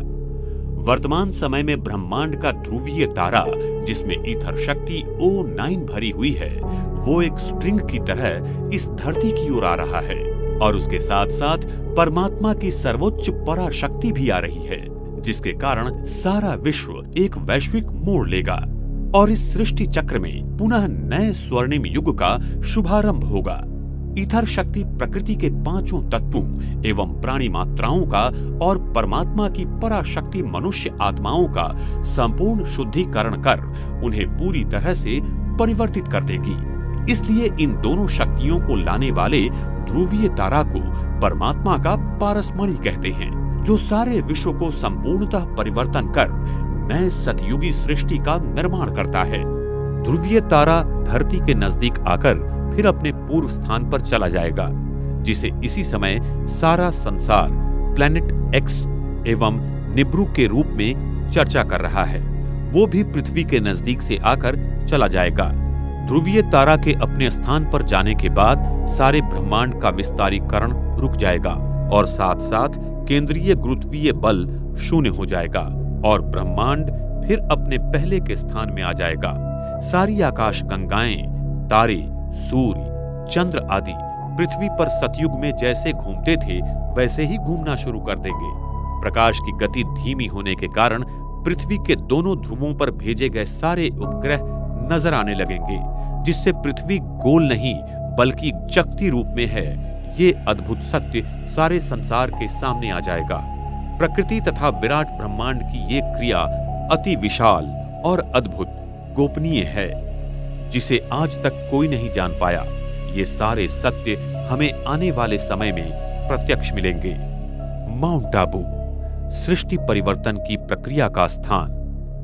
पृथ्वी की सारी प्राचीन संस्कृतियां जैसे इजिप्ट के पिरामिड्स, ईस्टर आइलैंड, माया संस्कृति के पिरामिड्स आदि पृथ्वी के ले लाइन पर विकसित हुई हैं। प्राचीन संस्कृतियों ने इन्हीं स्थानों से पृथ्वी के चुंबकीय गाभा को ईथर ऊर्जा मिलने वाली वास्तुशिल्पों का निर्माण किया था, जिससे पृथ्वी को वो ईथर शक्ति मिल सके। अगर इन्हीं स्थानों को एक रेखा से जोड़ा जाए तो उस पर माउंट आबू, ये भारत का स्थान अरावली पर्वत में आता है। इस स्थान के अक्षांश और रेखांश देखा जाए तो 24 नॉर्थ अंश और 72 ईस्ट अंश पाए जाते हैं। ध्रुवीय तारा का पृथ्वी के साथ का 23.5 अंशों का झुकना और आकाश तत्व पृथ्वी के साथ 72 अंशों में उठना इसी माउंट आबू स्थान पर मिल जाता है, जो पृथ्वी का अभी केंद्र बिंदु है। तो विश्व परिवर्तन की प्रक्रिया यहीं से शुरू होती है। जिस प्राचीन राजयोग को सीखने की चाहत सारा संसार करता है, उसी राजयोग को सिखाने के लिए स्वयं सर्वोच्च परमात्मा शिव इस माउंट आबू की धरा पर आकर सारे विश्व का परिवर्तन कर रहे हैं। प्रकृति की होने वाली विराट परिवर्तन क्रिया की घटना को हम विनाश के रूप में देखेंगे। उस समय धरती का गुरुत्वीय केंद्र आबू पर्वत के नीचे होगा, जहां पारा भारी मात्रा में है, और यही गुरुत्वीय केंद्र उस परम धाम के शुभ विवर के गुरुत्वीय केंद्र से सरल रेखा में जुड़ जाएगा और विश्व की समस्त आत्माओं को परमात्मा धर्मराज के रूप में फिर से शुद्ध बनाकर वापस घर ले जाएगा। परम धाम के शुभ विवर का द्वार हर 5000 वर्ष के बाद खुलता है। ये एक रिवर्स क्लिकिंग मैकेनिज्म है जो अति अद्भुत है। जिस समय शुभ विवर का द्वार खुल जाएगा तब सारी आत्माएं आबू पर्वत के केंद्रीय गुरुत्वीय स्थान से परम धाम की ओर वापसी की यात्रा करेंगी।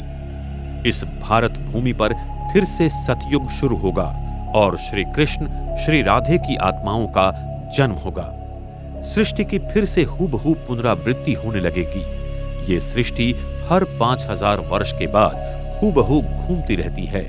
ये एक अद्भुत और अति गृह रहस्य सिर्फ परमात्मा हमें बता सकते हैं। इस भारत भूमि पर स्वयं परमात्मा का दिव्य अवतरण पिछले 78 साल से हो रहा है, जो कि एक बहुत अद्भुत और दिव्य घटना है। लेकिन वर्तमान समय में मानव अपने इंद्रियों और सुख साधनों में इतना खो गया है कि वो इस सत्य को बार बार ठुकरा देता है। अंत में वो आत्माएं जिन्होंने परमात्मा को पहचाना और उसके कहने पर अपना जीवन व्यतीत किया, उसे आने वाले स्वर्णिम सृष्टि में परमात्मा देवी देवताओं के स्वरूप में ईश्वरीय जीवन बहाल करेगा। वर्तमान समय में स्वयं सभी आत्माओं के पिता परमात्मा मनुष्य आत्माओं को आने वाली नई सृष्टि का उपहार देने आया हुआ है। इसलिए हरेक आत्मा अपना उपहार उस परम पिता परमात्मा से लेकर स्वयं को ईश्वरीय शक्ति से भरपूर करे, जिससे इस पृथ्वी पर आने वाली स्वर्णिम सृष्टि में वो जाने के लायक बन सके तथा ईश्वर के इस महान कार्य में सहयोगी बनकर आने वाली स्वर्णिम सृष्टि का निर्माता बनकर अपना भाग्य बनाए। एक ओर सारी मानव जाति उस ईश्वर को मंदिर, मस्जिद, गिरजाघर में ढूंढ रही है तथा दुनिया के सारे वैज्ञानिक संशोधन कर ब्रह्मांड के रहस्यों को जानने की कोशिश कर रहे हैं, तो दूसरी ओर स्वयं परमात्मा शिव अरावली पर्वत में स्थित माउंट आबू की सुंदर वादियों में नए स्वर्णिम सृष्टि की कलाकृति बना रहे हैं। ये सत्य आने वाले समय में सारे संसार के सामने उजागर हो जाएगा। हाल ही में दुनिया भर के निकोला टेस्ला के चाहने वाले इस बात को मान रहे हैं कि वो महान वैज्ञानिक निकोला टेस्ला दुनिया में फिर से आएगा, क्योंकि टेस्ला ने खुद जुलाई 17, 1930 में कहा था, अभी नहीं लेकिन भविष्य में उचित समय आने पर मैं कुछ ऐसी उद्घोषणा करूंगा जो कि आपने किसी परिकथा में भी नहीं सुनी होगी। अब वक्त आ गया है कि ये संसार उस महान निकोला टेस्ला के विज्ञान की झलक फिर से देखेगा। निकोला टेस्ला का अनंतता और अमरत्व का विज्ञान दुनिया के सामने आने वाले समय में होगा। आने वाली अद्भुत और दिव्य स्वर्णिम दुनिया के लिए विज्ञान और पराभौतिक शक्ति दोनों दिव्य कार्य करेंगे और इस विश्व में आध्यात्मिकता और विज्ञान का संगम होकर एक नए स्वर्णिम युग की शुरुआत होगी। हम दुनिया के सभी वैज्ञानिकों को इस महान कार्य के लिए निमंत्रित करते हैं। इस फिल्म को देखकर आपके मन में जो भी अभिप्राय और शंकाएं हैं वो आप हमें जरूर लिखें।